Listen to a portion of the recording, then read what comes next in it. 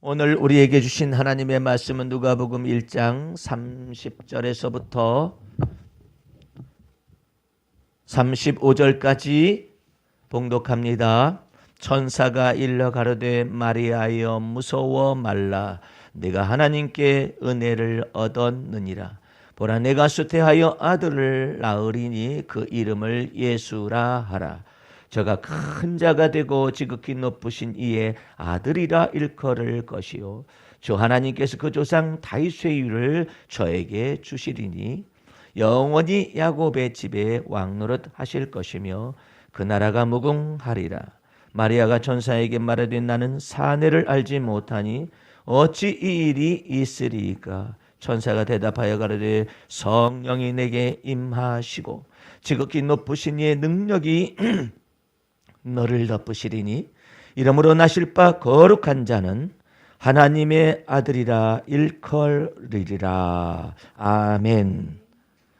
할렐루야.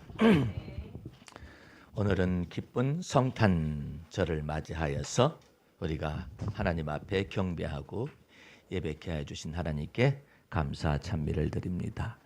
오늘 누가복음 1장 30절에서 35절 사이에 말씀의 제목은 성령으로 잉태된 인자라는 말씀의 제목을 가지고 오늘 은혜를 나누도록 하겠습니다.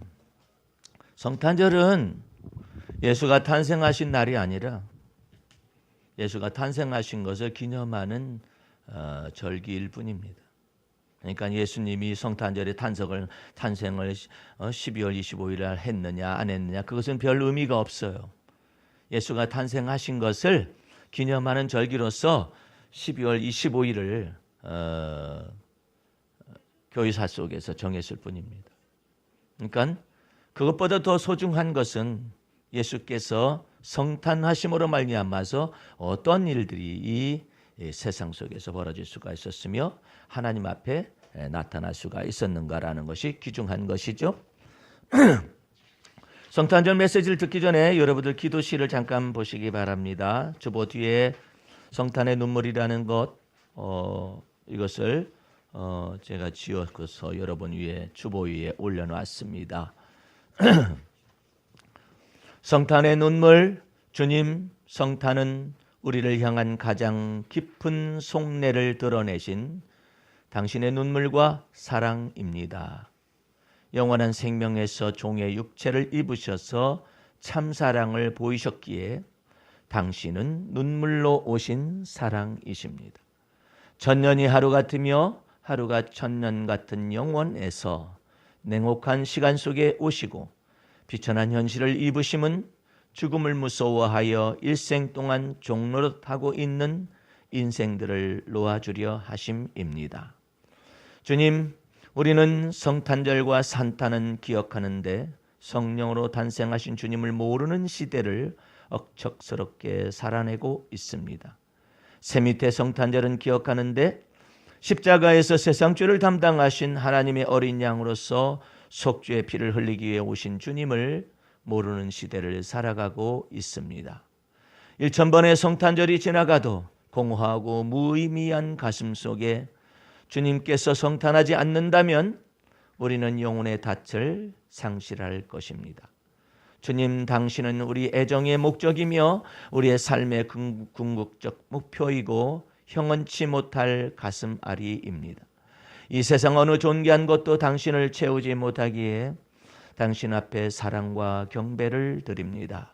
주의 십자가에서 흘리신 피가 생명의 강물을 이루고 흘리신 눈물이 생명수로 흐르니 성탄은 눈물로 오신 사랑이십니다. 마라나타 아멘. 주여 어서 오시옵소서. 할렐루야. 성탄에 대하여서 그리고 또한 예수께서 이 세상에 모든 죄악을 짊어지고 하는 하나님의 어린 양으로서 오심에 대하여서 특별히 사도 요한은 그 계시를 충만하게 받았습니다. 그 계시에 받은 내용을 요한일서 1장에서 우리가 이미 강론을 할 때 말씀을 드렸습니다만 이처럼 요한이 증거를 합니다. 태초부터 있는 생명의 말씀에 관하여는 이분이 바로 성탄하신 예수님이라는 의미이죠. 태초부터 있는 생명의 말씀에 관하여는 우리가 들은 바요, 손으로 본 바요, 주목하고 우리 손으로 만진 바라. 이 생명이 나타난 바 된지라 이 영원한 생명을 우리가 보았고 증거하여 너에게 전하노니 이는 아버지와 함께 계시다가 우리에게 나타내신 바 된 자니라. 우리가 보고 들은 바를 너에게 전함은 너희로 우리와 사귐이 있게 하려 함이니 우리의 사귐은 아버지와 그 아들 예수 그리스도와 함께 함이라. 우리가 이것을 쓴 것은 우리의 기쁨이 충만케 하려 함이니라. 이것을 다른 한마디로 정의하면은 하나님은 임마누엘, 우리와 함께 하시는 하나님이시다라는 의미로 계시가 되어질 수 있는 것입니다. 하나님이 우리와 함께 계시. 그 하나님이 만져졌어요. 하나님이 음성을 듣게 하셨어요. 예. 무엇 때문에 그분이 하나님의 아들로서 이 사람의 아들로 이 땅에 오셔야만 했느냐 이 말이에요. 그리고 왜 사람의 아들로 오셨어야만 했느냐 이 말이에요. 하나님의 아들이심에도 불구하고 이와 같은 헬라 철학사 속에서는 하나님의 아들이나 하나님 자체가 인간의 몸을 입는다는 것 자체가 전체가 거부가 됩니다.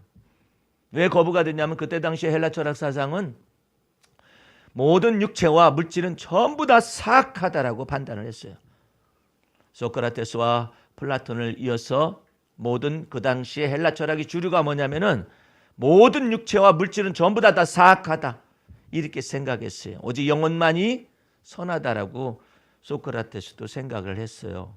그래서 소크라테스가 죽어갈 때에도 죽는 것을 용화롭게 생각을 했어요. 예, 이 사악한 육체를 벗고 물질 세계를 벗고 내가 영혼의 세계로 들어가니 얼마나 영광스럽냐 생각했기 때문에 그가 죽을 때에도 독배를 마시면서도 악법도 법이다 하면서 죽을 수가 있었는데 사람들은 그것을 숭고하게 보는 거예요. 그러나 근본적으로 이 멘탈이 잘못된 거예요. 그때 당시에 하나님께서는 온 세상 만물을 선하게 처음부터 지으셨어요. 그런데 인간이 마귀와 유혹을 받아가지고 죄를 이 세상에 들여놨어요. 그로 말미암아 사망이 들어왔고 사망의 권세 잡으자 마귀가 왕노릇하는 이와 같은 세상 속에 있었잖아요. 그러므로 하나님께서 이 세상의 죄를 없애버리시기 위하여 하나님의 아들이 여자의 후손으로 오셔서 이 세상의 모든 죄악을 짊어지시고 십자가에서 죽으실 것을 미리 창세기 3장 15절에 계시하신 것입니다. 그 언약과 약속을 쫓아서 우리 하나님께서 놀랍도록 하나님의 아들 예수 그리스도를 세상 죄를 짊어지고 가는 하나님의 어린 양으로서 보내셨다는 것을 세례 요한이 증거한 것에 대하여 우리가 지난주에 메시지를 들었었던 것입니다. 그런데 그 실제적인 이와 같은 것이 동정녀 마리아에서 탄생해야 하는 그 이유가 뭐냐 이 말이에요. 오늘 말씀에도 보게 되면은 처녀가 그 말을 듣고 깜짝 놀랐어요. 어떻게 하나님의 천사 가브리엘이 자기에게 와가지고 이와 같은 하나님의 나라와 하나님의 왕국에 이와 같은 비밀을 나타내시는가 깜짝 놀랐었는데 그때 천사가 오늘 본문 말씀에서 30절 말씀에 이렇게 말합니다. 천사가 일러 가로되 마리아여 무서워 말라. 내가 하나님께 은혜를 얻었느니라. 보라 내가 쇠퇴하여 아들을 낳으리니 그 이름을 예수라 하라. 저가 큰 자가 되고 그 다음에 말씀에 지극히 높으신 이의 아들이라 일컬을 것이요 주 하나님께서 그 조상 다윗의 일을 저에게 주시리니 영원히 야곱의 집에 왕노릇 하실 것이며 그 나라가 무궁하리라. 내가 사내를 알지 못하는데 어떻게 이런 일이 있습니까? 천사가 대답하여 그러되 성령이 내게 임하시고 지극히 높으신 이의 능력이 너를 덮으시리니 이러므로 나실 바 거룩한 자는 하나님의 아들이라 일컬으리라. 하나님의 아들이 세상의 모든 죄를 담당하기 위해서 사람의 아들로 오셔서 사람의 형체를 입으셨잖아요. 왜 그래야만 했느냐 이 말이에요. 이 세상의 모든 죄악 때문에 모든 죄악 속에 속한 인간은 다 죽어야만 해요. 그리고 사망의 세력을 잡으자 마귀가 왕노릇 했었어요. 근데 이 모든 것 가운데서 이 죄 때문에 그러잖아요. 그러니까 하나님께서 세상의 죄악을 전체를 짊어지고 하는 하나님의 어린 양으로서 하나님의 아들을 사람의 아들로서 이 땅에 보내신 것입니다. 그래서 지극히 높으신 하나님의 성령이 마리아의 몸속에 임재하시고 그렇게 해서 저먹고 흠없는 하나님께 드려질 속죄 제물과 화목 제물로 드려질 몸을 하나님이 친히 준비하신 거예요. 그렇지 않냐면은 이 세상의 죄악을 없앨 수가 없어요. 생각해 봐요. 부처도 석가모니도 천상과 천하의 유아독존이며 이 세상은 고해와 죄악이 가득한 세상이라고 말을 했어요. 그래가지고 이 모든 것들이 생로병사와 같은 것을 통하여서 이 세상 속에서 고해받은 바다와 같은 이 세상이라고 말을 하고 규명을 했어요. 규명을 했는데 구원의 길은 없어요. 구원의 길이 없잖아요. 그러면 그 석가모니가 말했었던 그와 같은 이 세상이 고해바다와 같고 죄와 죄업이 가득한 세상이라면 그걸 어떻게 없애느냐 말이에요. 그 없애는 것은 말을 못하고 있는 것만 얘기를 한 것이잖아요. 그러나 그에 대한 해답을 하나님께서 이처럼 말씀하십니다. 보라, 세상의 죄를 짊어지고 가는 하나님의 어린 양 예수라, 이렇게 말하잖아요. 그래서 이 세상의 모든 죄악을 전체를 짊어지게 되니까 하나님께서 그 죄악 속에서 역사했던 사망의 세력을 다 폐하여 주시고 죽기를 무서워하여 일생의 마귀에게 종노릇하는 자들을 놓아주시는 놀라운 역사를 십자가 사건 속에서 이루신 거라 이 말이에요. 그런데 성령으로 잉태되어져 가지고 하나님 앞에서 속죄제물과 화목제물을 드린 예수 그리스도께서 성탄하시지 아니하시면 어떻게 십자가 사건이 벌어질 수가 있으며 마침내 또한 어떻게 몸의 부활의 역사가 나타나게 되냔 말이에요. 그런데 플라톤, 소크라테스의 헬라 철학자들은 전체가 다 이 세상의 모든 물질과 육체는 다 사악하다라고 결론을 내린 거예요. 그런데 하나님께서 이처럼 몸의 부활의 놀라운 역사를 우리에게 구원의 최종적인 역사로 나타내시기 위해서 하나님의 아들 예수 그리스도를 사람의 몸으로서 이 땅에 보내어 주셔서 여러분과 내 죄를 사하여 주시고 또한 믿는 자들에게 하나님께서 의롭다 칭하여 주셔서 하나님의 자녀가 되는 권세를 주신 것입니다. 저희 외할머님은 평생에 그 부처를 섬겼어요. 평생에 저를 짖듯이 시주도 많이 하고 뭘 그렇게 헌금을 많이 했는지. 근데 일이 다 틀어졌어요. 그래서 너무나 고통 속에서 죽어가실 때 마지막엔 위암으로서 돌아가시게 됐는데 나는 그 어린 시절에 외할머니 댁에서 자라게 됐었습니다. 자라게 됐는데 외할머님이 지극정성으로 저한테 모든 것을 다 했어요. 그 동네는 시골 동네였었기 때문에 뭐 어느 집에서 잔치집이 벌어진다 그러면은 그 잔치에 있는 그와 같은 음식들을 전부 다 이 손주 갖다 주겠다고 다 가져오고 그러는데 나는 마음속으로 다 거부해. 싫다고. 나는 내 부모님이 어머니가 해주는 음식을 먹고 싶은 것인데 할머니는 그냥 잔치집에 있는 모든 음식을 이 손주 그냥 이쁘고 그냥 할머니 보기에는 그냥 이쁘니 나는 막 투정을 부리고 그때 사진을 보면 여기가 투정이 얼마나 심했었던지 볼태기가 이렇게 나왔어요. 사진을 보면 삼형제 사진을 이렇게 보게 되면 볼태기가 막 나오고 여기 심술이 따닥따닥 불만이 막 가득하고 그런 어린 시절을 보냈었어요. 근데 이 할머님은 나의 그 속내를 전혀 몰라요. 왜? 넘치는 사랑을 주고자 원하는 것 때문에 전혀 몰라요.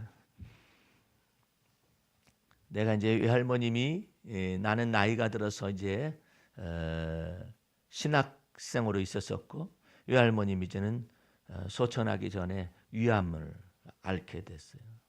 가지고 뭐 그때 당시에는 뭐 그렇게 기술이 발달되거나 아니면 경제적으로 넉넉하거나 그런 것이 아니기 때문에 한약을 갖다 데려서 이렇게 드시고 그랬는데 지겹도록 먹은다 해서 뭐 그 위암 그것이 뭐 나을 리가 없잖아요.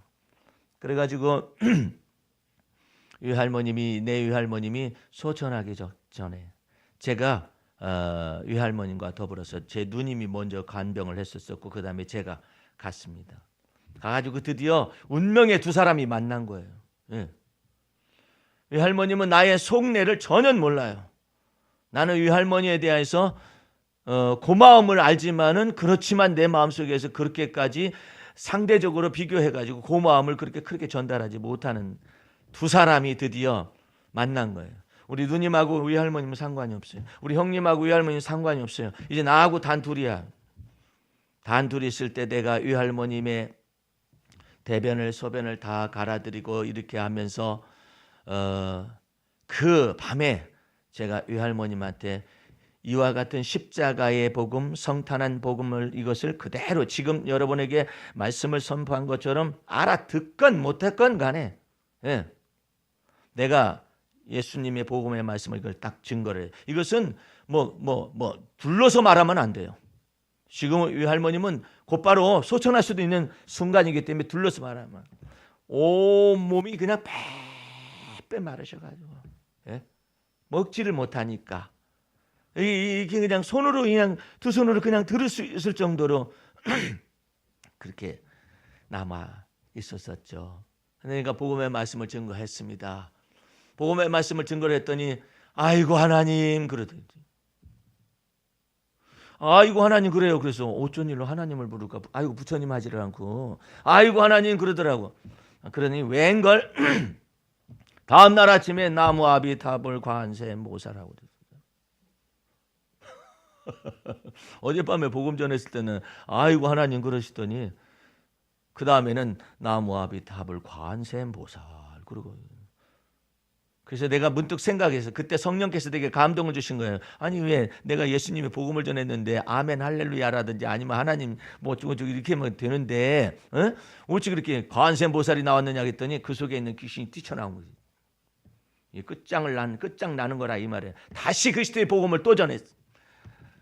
할머니가 일생 선교하셨던 부처가 할머니에게 무엇이에요?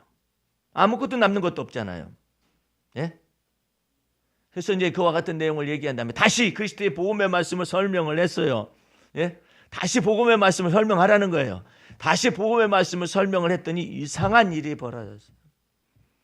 아이고 어제는 아이고 하나님 했었죠. 그건 심판받을 때 하나님 앞에 서는 사람들이 부르짖는 내용이에요. 두 번째 복음의 말씀을 증거했을 때 아이고 하나님 아버지 그랬어요. 할렐루야. 하나님을 아버지로 부를 수 있을 때 그 하나님 아버지는 예수 그리스도 안에서 나의 하나님이여 나의 아버지가 되어주시는 거 아니겠어요? 할렐루야.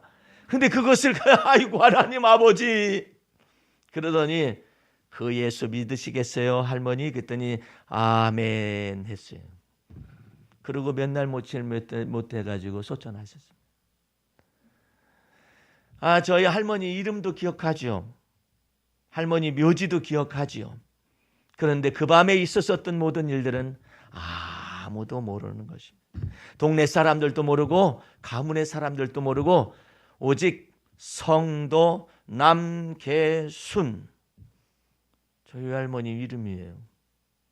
그 이름이 주님의 생명록에 딱 기록되는 순간입니다. 십자가의 우편강도가 둘이 있었는데 좌편강도와 우편강도가 둘이 있었잖아요. 십자가에 예수님 십자가에 좌편강도는 막 예수님을 막 욕하고 막 그 속에서 막 그러잖아요. 그런데 우편강도가 당신의 나라에 임하실 때 저를 기억하여 주옵소서 이 말을 하는 거예요. 그 절명의 순간인데 어쨌든 세 명이 사형수야. 예수님도 사형수고 좌편강도도 사형수고 우편강도도 사형수야. 근데 그 우편강도가 당신의 나라에 내주여 당신의 나라에 임하실 때에 저를 기억하여 주옵소서 그랬더니 내가 오늘 나와 더불어 낙원에 있으리라. 그 놀라운 은혜와 역사를 나타내셨잖아요. 그런데 우리는 이 성탄절을 맞이해서 이 예수님의 성탄에 관해서 어느 정도 생각해야 하느냐 이 말이에요. 단순하게 십자가 우편강도가 당신의 나라에 임하실 때 저를 기억하옵소서 해가지고 그때 당시에 즉시 구원 얻는 것 그것이 전부냐? 그게 아니에요. 이제 그리스도께서 여러분 속에서 십자가 우편강도처럼 단순하게 구원 얻고 난 다음에 천국 간다. 그런 의미가 아니라 내가 그리스도와 함께 십자가에 못 박혀 죽었나니 이제는 내가 사는 것이 아니라 그리스도가 내 안에 사시는 놀라운 역사를 위하여서 예수를 믿는 것입니다. 할렐루야. 그러니까 이것을 모르면은 그냥 십자가 우편강도나 똑같은 거예요. 저희 외할머니의 그 구원이나 똑같은 거예요. 그러면 저희 외할머님이 아니면 십자가 우편강도가 구원 얻고 난 다음에 주님 나라는 갔어요. 주님 나라에 들어갔다 하십시다. 그러면 뭐가 남아요? 아무것도 없지. 그 이후에는 어떻게 해요? 예수 믿는 자들이 집을 세우라고 그러잖아. 예수 그리스도를 영원한 반석으로 해서 그 위에 집을 세울지니, 각자가 집을 세울지니, 어떤 사람은 지푸라기로 세우고 어떤 사람은 나무로 세우고 어떤 사람은 그와 반대로 은이나 금이나 불로 연다는 금으로써 이 집을 세운다고 그러잖아요. 그래서 마지막 날에 예수님의 심판대에 설 때 그냥 확 불로써 심판할 때 나무와 지푸라기나 풀과 같은 것으로 집을 세운 사람들은 전부 다 타서 없어지는 것이요. 금은 보석과 이와 같은 것으로 단장한 사람들은 그 보석이 이게 남을 거 아니냐 이 말이에요. 그런데 감히 베드로가 예수님이 변화산상에 모세가 나타나고 엘리야가 나타났었잖아요. 근데 베드로가 하는 말 좀 보세요. 예? 내 주여 여기가 좋사오니 내가 주를 위하여 초가집을, 모세를 위하여 초가집을, 엘리야를 위하여 초가집을 짓겠나이다. 그것 가지고 지어서 되겠어요? 근본적으로 다른 거예요. 그러면 여러분들은 이제는 내가 사는 것이 아니라 그리스도가 내 안에 사시기 위하여 그리스도께서 오셨다는 사실을 마음속에 믿고 성령을 쫓아 행하시며 예수를 믿는 믿음 안에서 살아가시기 바랍니다. 그래가지고 이제는 마지막에 여러분과 내 속에서 최종적인 주의 은혜가 뭐냐? 썩어질 정욕을 피하여서 하나님의 성품에 참여하는 것입니다. 그 하나님의 성품이 뭡니까? 예수께서 내 안에 사셔서 내 유전적인 기질까지 전체를 바꾸어서 주 예수 그리스도의 관용과 주 예수 그리스도의 사랑을 배워가고 주 예수 그리스도의 겸손을 배워가고 이와 같은 하나님의 성품이 여러분과 내 마음속에 들어오기 시작을 해서 변화가 나타나면은 이제 주님께서 여러분을 이제 그리스도의 심판대 앞에 세울 때 칭찬과 존귀와 영광으로서 주님이 갚아주실 것입니다. 이것이 바로 성탄절의 의미예요. 나의 갈 길 다 가도록, 여러분의 갈 길 다 가도록, 우리 갈 길 다 가도록 예수 인도하심을 마음속에 믿고 항상 주와 더불어서 동행하시는 여러분과 제가 될 수 있기를 주의 이름으로 축원합니다. 기도하겠습니다. 우리 하나님 아버지 감사와 찬미 올립니다. 2018년도 한 해 동안에 주께서 함께 계셨고 또한 성탄절이 오기까지 주님의 놀라우신 은혜가 우리와 함께 계셨음을 감사드리옵나이다. 이와 같은 하나님의 은혜가 커서 이제 십자가에 달리시기 위해서 이제 세상죄를 짊어지고 가는 하나님의 어린 양으로서 오신 그리스도 예수를 경배하고 찬미합니다.